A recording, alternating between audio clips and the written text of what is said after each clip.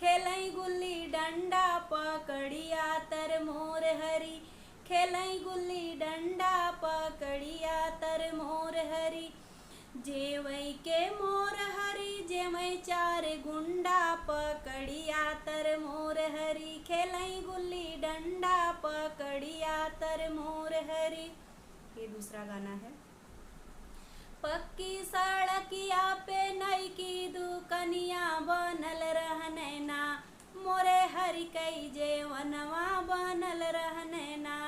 अपने तजेवै राजा चार रंडी जेवा वही हमार जियारा, तरसोला बेई मनऊ हमार जियारा, तरसोला बेई मनऊ